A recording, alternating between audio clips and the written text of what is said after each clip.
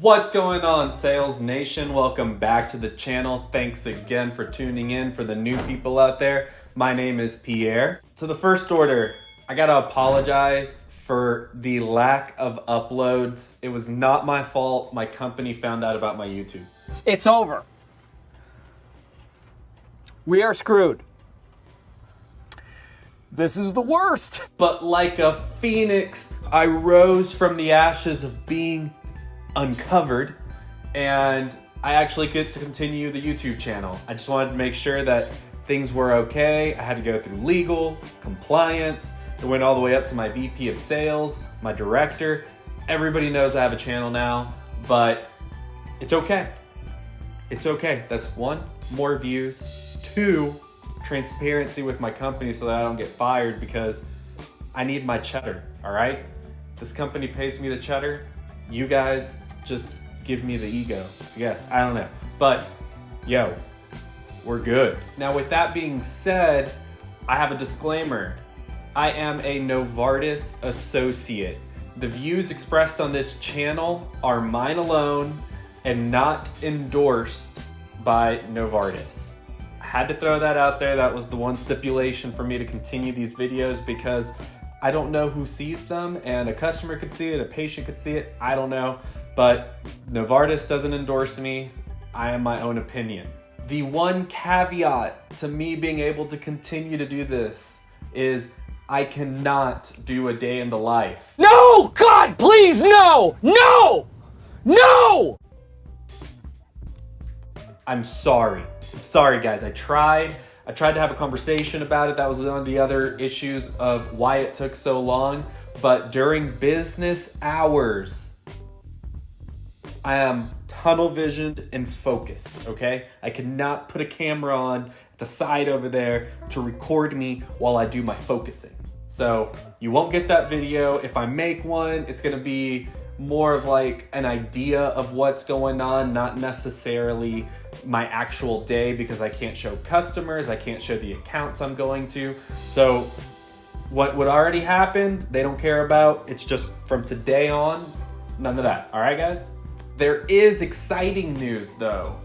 We are so close to 800 followers, and I got so much flack from my video saying, hey, I'm gonna release how much money I make. All of you guys were like, teasing me, you naughty.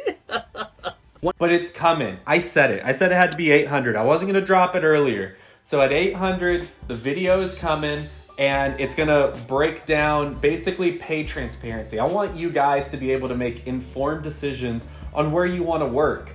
It's hard to get the right answer. Recruiters, they're gonna lie to you. They're gonna tell you the sky is the limit. There's uncapped commissions. You're gonna be throwing money everywhere. Then you're gonna have hiring managers that try to give you a more realistic expectation. But if you're a catch, they're gonna tell you again, the higher mark. They're gonna tell you what some of their best reps are making, not the average. So what I wanna do is show you guys how much money I made, let you know where it falls, if that's average, above average, below average, and hopefully give you the information that you need so that when you go into the interviewing process and you find out how much your role that you're applying for is gonna make, if it falls within the realm of what you were thinking it should fall into. Now, this wouldn't be the patented Pierre video if I didn't give you guys something to walk away with. The intro was more of just letting you guys know what's happening, but here we are. Let's jump in. I just finished work, and today one of my focuses was how to properly follow up. I think about it all the time, because you have to separate yourself from the sea of sameness. Everybody is sending an email. Everybody's making a quick phone call, and depending on the state that you're living in right now, people are trying to walk up and do cold calls. So you have to separate yourself from them. And one of the biggest things that you have to do is you have to have a game plan. Go in there, don't get hit, come home with a pocket full of cash. If you fall into the really weak, and I'm gonna throw it out there, trash rep. Say, hold up, wait a minute. Quality that you think Just because you stopped at an account, got out of your car and walked in and checked on the business, that you get to check the box, you did your job, you earned that paycheck, and hopefully a good commission is coming.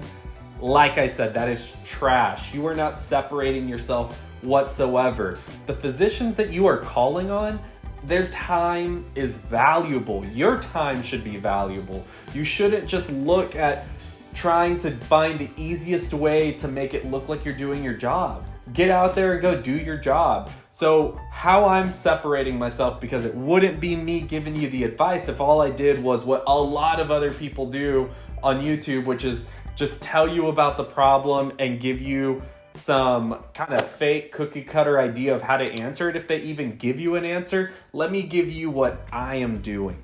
To separate myself from my competition, I'm actually pre-call planning. It is something that gets extremely overlooked, but the best reps are doing it. And that's because you gotta practice. You gotta do something to get yourself prepared. Because if the only practice that you're doing is the day that you have a meeting, what are you going to get out of that? You're not going to end up saying the things that you need to say, end up moving the business forward, because you're essentially still just practicing at that very moment. So you have to practice with reps, with,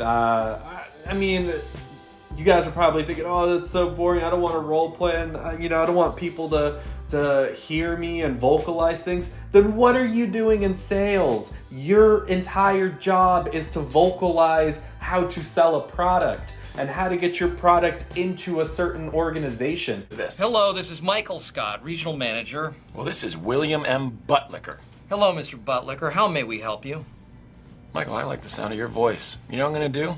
I'm gonna buy $1 million worth of paper products today.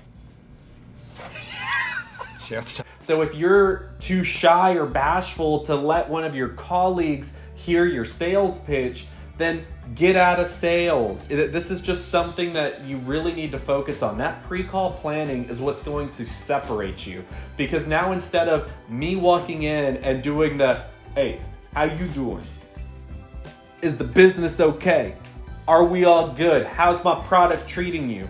All of that is trash. You're not gonna get any responses besides, we're all good.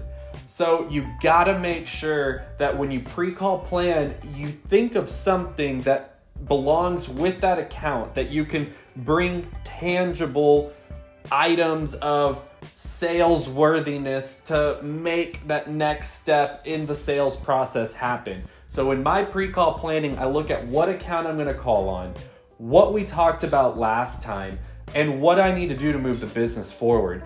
For me, I'll give an example on my side, because in the biopharmaceutical side, it's a lot different than device. So in biopharm, I am looking for patients to go to a treating center. So when I have a conversation with the physician, if I'm getting in there, what I am going to be dropping is trying to drop some knowledge and education on whether or not they saw the newest NCCN guidelines, who is in charge of patient referrals. I'm going in there and trying to find one piece of, evidence that I can use to move the business forward. So a lot of times you're gonna get stuck having a conversation with the receptionist, and you gotta get past that gatekeeper. What are you doing to get past that gatekeeper?